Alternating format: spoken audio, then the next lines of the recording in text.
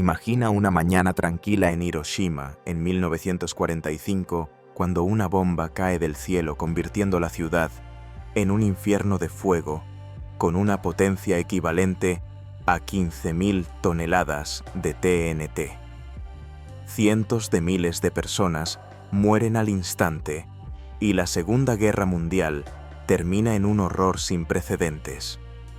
Ese fue el momento en que Estados Unidos se convirtió en la primera superpotencia nuclear, pero también abrió el capítulo más oscuro de la historia de la humanidad, la Guerra Fría. Desde las ruinas de la guerra, dos gigantes, Estados Unidos y la Unión Soviética, se lanzaron a una carrera armamentística donde la bomba atómica dejó de ser el arma definitiva para convertirse en una herramienta de disuasión apocalíptica. El miedo se extendió, un botón equivocado podría borrar miles de millones de vidas. Y la pregunta más inquietante persiste. ¿Es posible ganar una guerra nuclear? ¿O todo lleva al fin del mundo? Bienvenidos a Battleforge Legends. Hoy exploraremos el viaje desde Hiroshima hasta los tratados de paz, pasando por crisis que casi sumieron al mundo en el abismo. Tras la Segunda Guerra Mundial, las armas nucleares definieron una nueva era de tensiones. En 1945, Estados Unidos afirmó su posición como superpotencia al usar bombas atómicas en Hiroshima y Nagasaki, causando una catástrofe humanitaria con cientos de miles de muertos y ciudades arrasadas. Estos bombardeos no solo fueron el golpe final a Japón, sino también una declaración del dominio tecnológico de Estados Unidos. El presidente Harry Truman veía la bomba atómica no solo como un arma militar, sino como una herramienta política suprema. Enfatizó que su uso debía ser cuidadosamente considerado, reservado para situaciones extremadamente graves y requiriendo su aprobación directa, Bandi 200 oeos.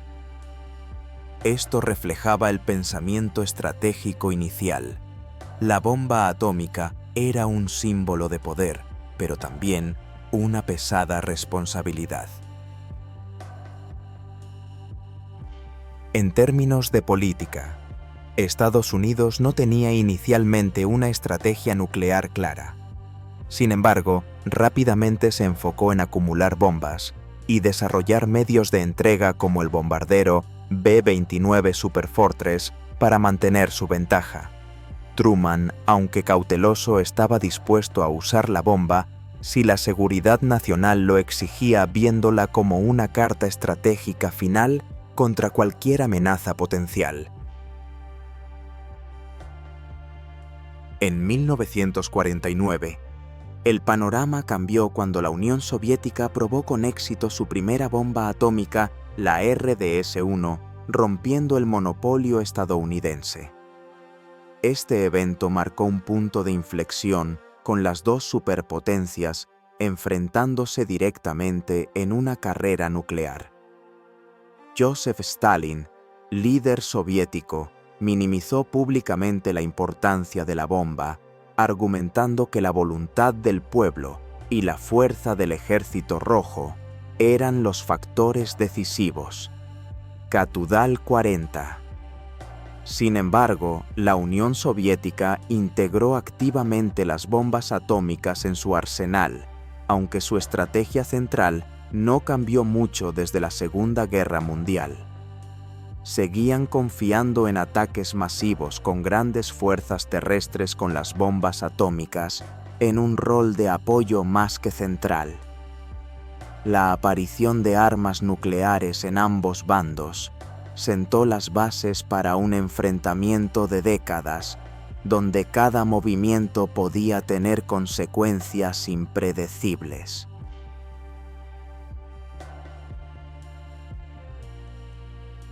La década de 1950 vio grandes cambios en el liderazgo y la tecnología, redefiniendo la carrera nuclear entre Estados Unidos y la Unión Soviética.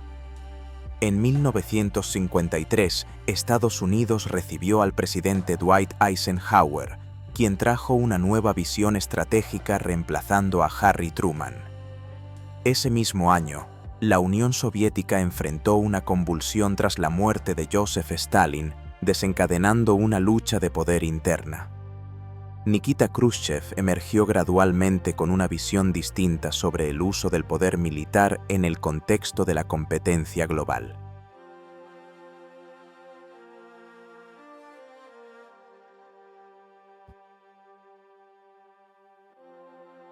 En el ámbito tecnológico, un gran avance llegó en 1952 cuando Estados Unidos probó con éxito la primera bomba de hidrógeno en el atolón de Enewetak. A diferencia de la bomba atómica, la bomba de hidrógeno H-bomb utiliza la fusión nuclear, generando una potencia destructiva miles de veces mayor, capaz de borrar una gran ciudad. En 1953, la Unión Soviética respondió con su propia prueba de una bomba de hidrógeno, aunque su tecnología aún no estaba lista para uso práctico. La aparición de la bomba de hidrógeno marcó un punto de inflexión, ya que su menor tamaño y mayor energía permitían integrarla en nuevos medios de entrega como misiles o bombarderos modernos.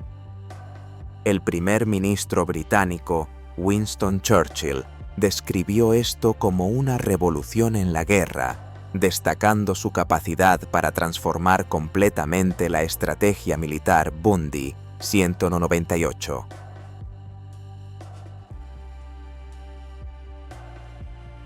Las consecuencias estratégicas de estos avances fueron profundas. Tanto Eisenhower como Khrushchev querían reducir los enormes gastos militares que pesaban sobre los presupuestos nacionales. Las armas nucleares con su poder superior se convirtieron en una alternativa económica frente al mantenimiento de grandes fuerzas convencionales. Eisenhower estaba particularmente preocupado por la ventaja abrumadora de la Unión Soviética en Europa, donde desplegaban 165 divisiones frente a solo 20 de Estados Unidos, de las cuales solo 5 estaban en Europa. Bundy 248. Las bombas de hidrógeno y los nuevos sistemas de entrega se vieron como una forma de equilibrar la balanza de poder, reduciendo la dependencia de ejércitos masivos. Tumpa.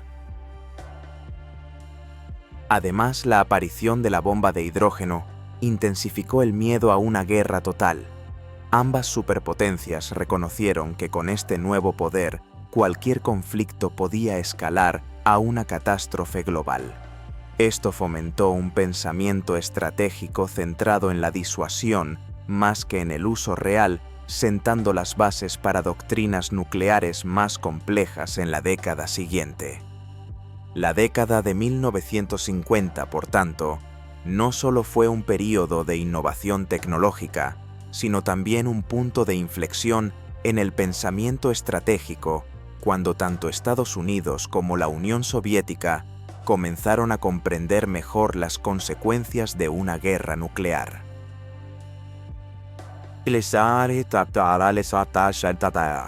Bundy. Bajo el presidente Dwight Eisenhower, Estados Unidos desarrolló una estrategia nuclear audaz conocida como New Look. Esta política se anunció públicamente como un enfoque práctico, donde las armas nucleares se consideraban como municiones convencionales, utilizables de manera flexible en cualquier conflicto desde pequeño hasta grande. La idea era enviar un mensaje contundente a la Unión Soviética y otros adversarios potenciales, mostrando que Estados Unidos estaba listo para responder con fuerza nuclear para proteger sus intereses globales.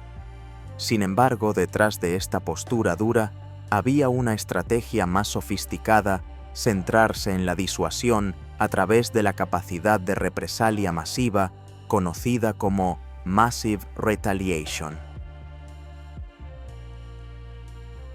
Eisenhower y sus asesores creían que los líderes soviéticos eran racionales y no se arriesgarían a una guerra que condujera al apocalipsis. Por lo tanto, el objetivo principal era construir un sistema de disuasión confiable, asegurando que Estados Unidos pudiera sobrevivir a un ataque inicial y responder con una fuerza devastadora. Para lograr esto, Estados Unidos invirtió fuertemente en sistemas de entrega diversos y robustos.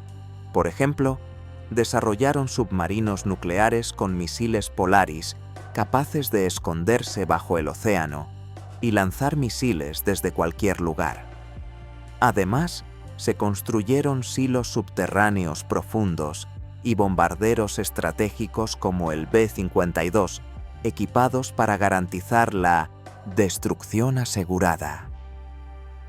Assured Destruction. El concepto de que incluso tras un ataque sorpresa, Estados Unidos podría aniquilar al enemigo. La filosofía central de Eisenhower destacaba la inutilidad de la guerra nuclear. Declaró que en un conflicto de este tipo, los conceptos de victoria y derrota se volvían equivalentes, ya que las consecuencias catastróficas destruirían a ambos bandos. Bundy, 253. Esto reflejaba la experiencia de Eisenhower en la Segunda Guerra Mundial, donde fue testigo de la devastación de la guerra a gran escala. La política New Look no solo era una herramienta militar, sino también una estrategia económica, permitiendo a Estados Unidos reducir el gasto en grandes fuerzas de infantería y redirigir recursos hacia tecnología nuclear avanzada. Sin embargo, también generó preocupaciones internas. Algunos críticos argumentaban que tratar las armas nucleares como convencionales podría llevar a una escalada incontrolable, transformando conflictos locales en desastres globales. En la práctica, New Look influyó en decisiones clave, como en la crisis del Estrecho de Taiwán de 1954-1955, cuando Estados Unidos amenazó con usar armas nucleares para defender Taiwán frente a China. Aunque no resultó en un conflicto real, demostró la efectividad de la disuasión de la política. También impulsó el desarrollo del Comando Aéreo Estratégico, SAC, con su lema, «La paz es nuestro oficio», un guiño irónico a su rol de disuasión. En general, esta política definió la dinámica inicial de la Guerra Fría, obligando a la Unión Soviética a reconsiderar cualquier acción, y sentó las bases para las doctrinas nucleares posteriores.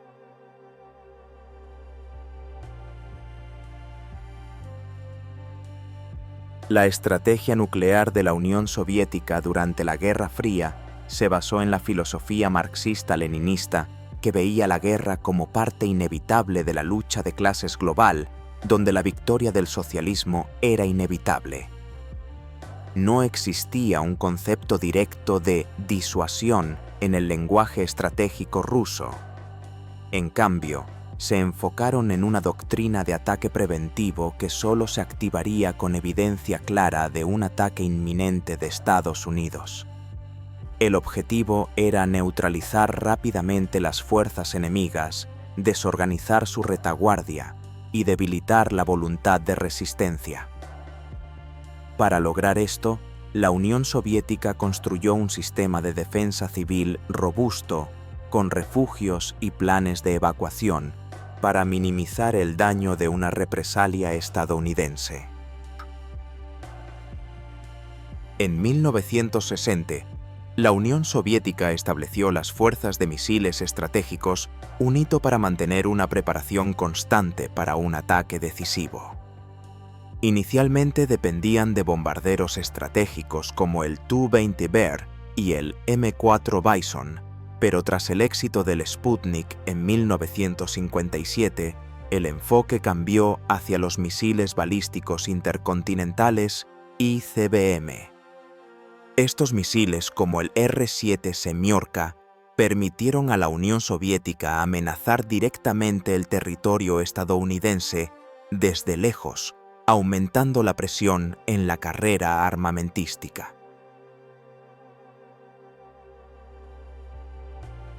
Sin embargo, la estrategia de ataque preventivo conllevaba grandes riesgos. Requería inteligencia precisa para evitar acciones basadas en errores o fallos técnicos que podrían desencadenar una guerra nuclear innecesaria. Por ejemplo, errores en los sistemas de radar o malentendidos sobre las intenciones del enemigo podrían llevar la situación al descontrol. La Unión Soviética también enfrentaba desafíos tecnológicos, ya que los primeros ICBM carecían de precisión y fiabilidad, lo que hacía que los planes de ataque dependieran más de la cantidad que de la calidad.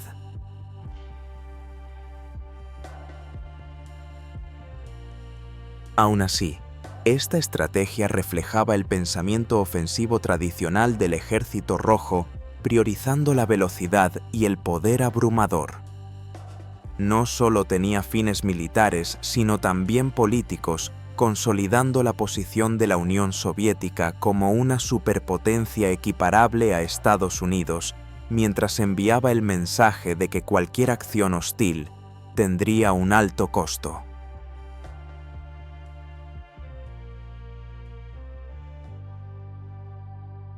A finales de la década de 1950 y principios de la de 1960, la carrera armamentística entre Estados Unidos y la Unión Soviética alcanzó su punto máximo, llevando al mundo a momentos peligrosos.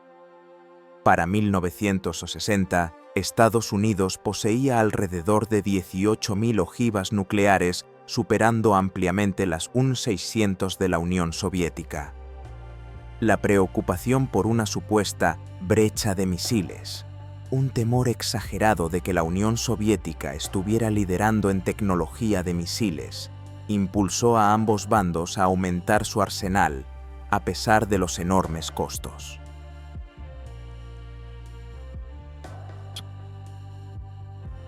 Dos grandes crisis sacudieron el panorama: la crisis de Berlín de 1961 y la crisis de los misiles de Cuba de 1962. En Berlín, las tensiones escalaron cuando la Unión Soviética exigió la retirada de las potencias occidentales de Berlín Occidental, lo que llevó a la construcción del Muro de Berlín, un símbolo de la división de la Guerra Fría. El punto culminante fue la crisis de los misiles de Cuba, cuando la Unión Soviética desplegó misiles nucleares en Cuba a solo 90 millas de la costa estadounidense. Estados Unidos respondió con un bloqueo naval y amenazas de guerra. Durante 13 días, el mundo estuvo al borde del conflicto nuclear, mostrando que las estrategias rígidas carecían de la flexibilidad para manejar situaciones imprevistas. Bajo el presidente Kennedy y el secretario de Defensa Robert McNamara, Estados Unidos adoptó la estrategia de respuesta flexible.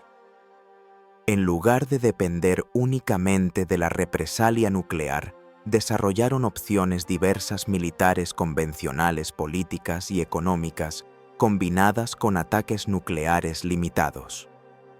El objetivo era prevenir un conflicto con el Pacto de Varsovia sin desencadenar una guerra total. McNamara prometió evitar atacar a civiles si la Unión Soviética hacía lo mismo, aunque esto era difícil en la práctica, ya que los objetivos militares estaban cerca de áreas civiles. Esta estrategia requería una coordinación compleja, sentando las bases para políticas posteriores.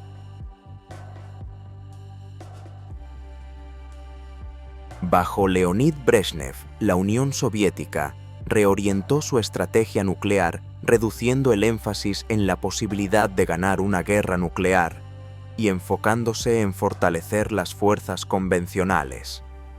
La filosofía de Brezhnev, descrita como hablar suavemente pero llevar un gran garrote. Bondarenko, 1968, combinaba una diplomacia moderada con un poder militar formidable. En lugar de buscar una victoria absoluta, la Unión Soviética apostó por mantener un equilibrio de poder, asegurando no quedar en desventaja frente a Estados Unidos. Los avances tecnológicos jugaron un papel crucial en esta etapa. La Unión Soviética desarrolló misiles balísticos intercontinentales avanzados con múltiples ojivas MIRV, permitiendo que un solo misil atacara varios objetivos con mayor poder destructivo. Para 1975, el arsenal soviético alcanzó unas 20.000 ojivas, acercándose a las 27.000 de Estados Unidos. Este desarrollo no solo incrementó la capacidad de ataque, sino que también fortaleció la posición de negociación de la Unión Soviética en la escena internacional. Un punto de inflexión clave fue el Tratado de Limitación de Armas Estratégicas Misalt-Pulino de 1972, que marcó la primera vez que las dos superpotencias acordaron limitar el número de lanzadores de misiles y ojivas nuevas. Este tratado reflejaba el deseo de Brezhnev de una paz duradera, reduciendo el riesgo de un conflicto directo mientras se mantenía la fuerza militar. En 1976, expresó optimismo sobre las perspectivas de una paz sostenible, destacando que el diálogo era el camino para evitar una catástrofe nuclear.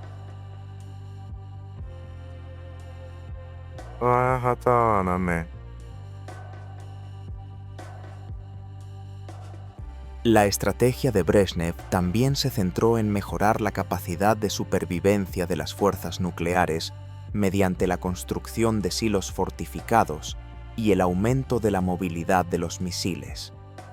Esto permitió a la Unión Soviética mantener la capacidad de respuesta incluso tras un ataque sorpresa, reforzando su posición de disuasión en un contexto de tensiones globales.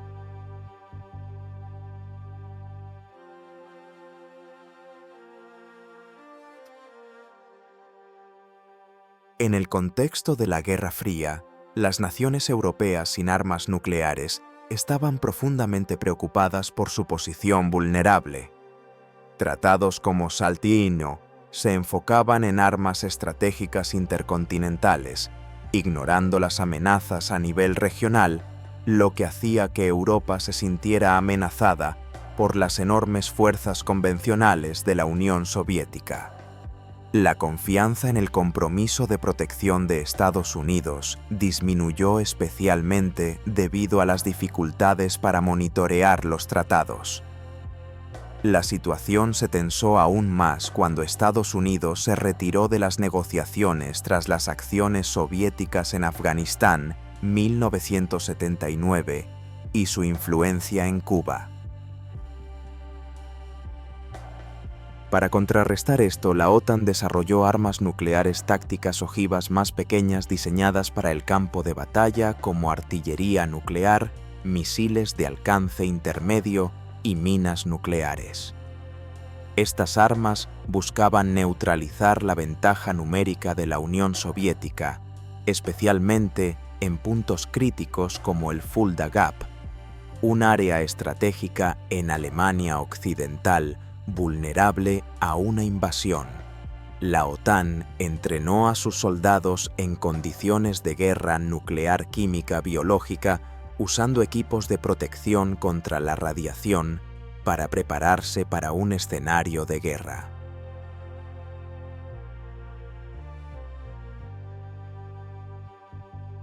Mordata.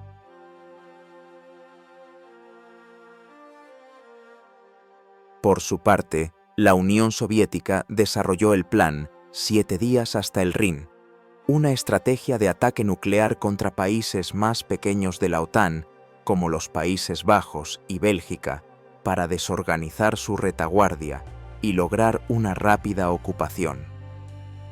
El plan evitaba atacar a grandes potencias como Reino Unido y Francia para reducir el riesgo de una represalia total. Sin embargo, esta estrategia aumentaba el riesgo de una escalada incontrolable, ya que cualquier acción nuclear podría desencadenar una reacción en cadena.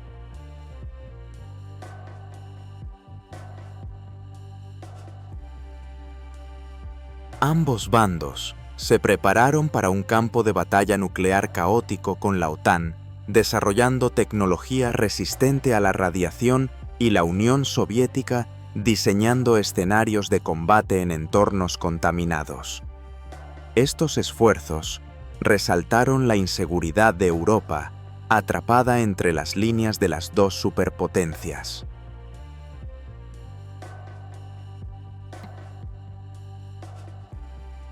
La década de 1980 vio el pico de las tensiones nucleares con eventos que casi llevaron a un conflicto total.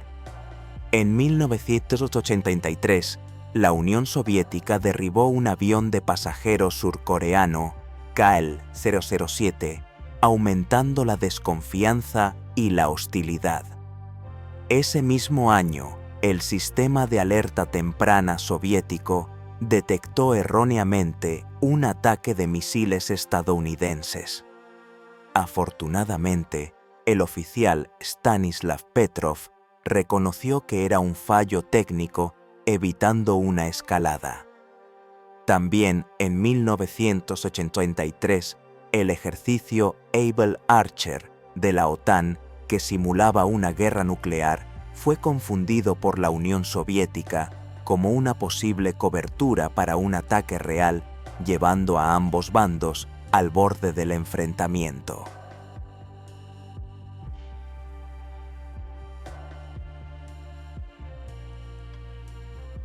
Estos eventos expusieron la fragilidad de la disuasión nuclear, mostrando que errores o malentendidos podían desencadenar una catástrofe.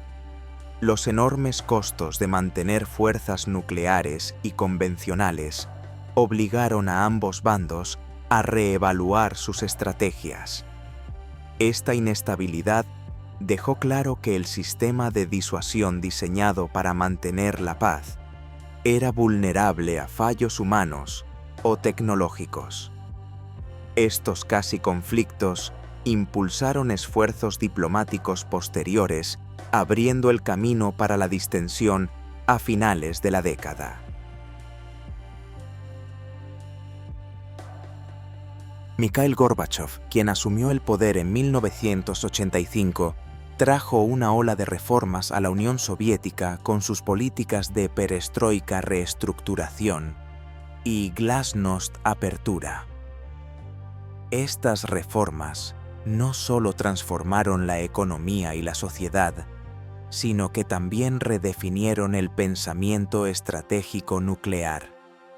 Gorbachov declaró que la guerra nuclear era inaceptable y no tendría vencedores, marcando un abandono de la postura de confrontación dura anterior, TASS Catudal 122. La opinión pública se volvió cada vez más consciente del peligro nuclear gracias a películas, libros, y en particular El desastre de Chernóbil en 1986, que expuso las consecuencias del poder nuclear. La presión pública impulsó la reducción de armas. El resultado fue el Tratado de Reducción de Armas Estratégicas START de 1991, en el que Estados Unidos y la Unión Soviética acordaron reducir sus arsenales a 6.000 ojivas cada uno, desmantelando el 80% de sus armas nucleares para 2001. Este tratado no solo redujo el riesgo de conflicto, sino que también abrió una era de cooperación internacional. Las reformas de Gorbachev, aunque llevaron a la disolución de la Unión Soviética, sentaron las bases para el control de armas nucleares, moldeando el panorama de seguridad global moderno. El legado de la Guerra Fría dejó un debate profundo sobre la disuasión nuclear. Los defensores argumentan que evitó un conflicto directo entre superpotencias manteniendo una paz relativa. Sin embargo, los críticos advierten que la disuasión no garantiza seguridad en el futuro, especialmente con la expansión del club nuclear a 9 países, incluyendo Corea del Norte e Israel, cada uno con sus propias políticas y riesgos. La pregunta de si es posible ganar una guerra nuclear sigue sin respuesta, aumentando las preocupaciones sobre una catástrofe global.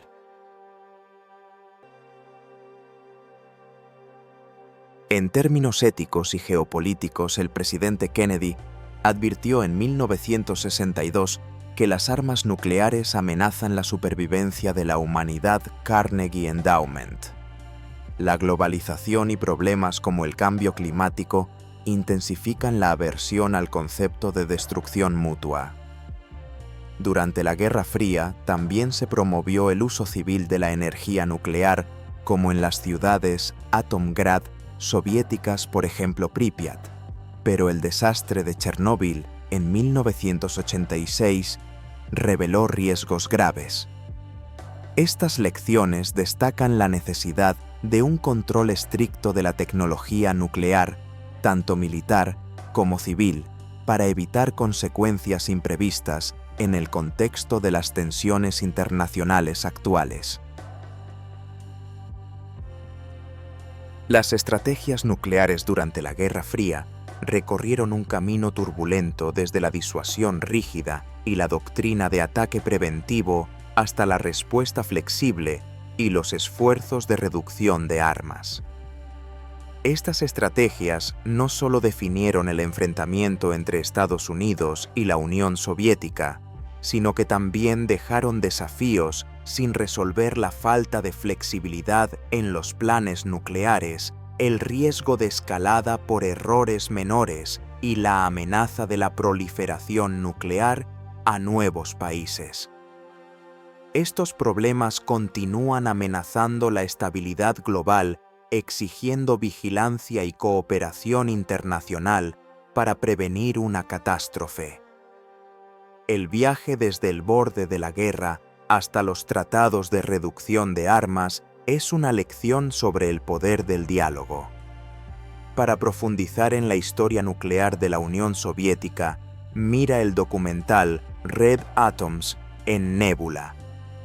Gracias por seguir Battleforge Legends. Suscríbete y comparte para seguir explorando.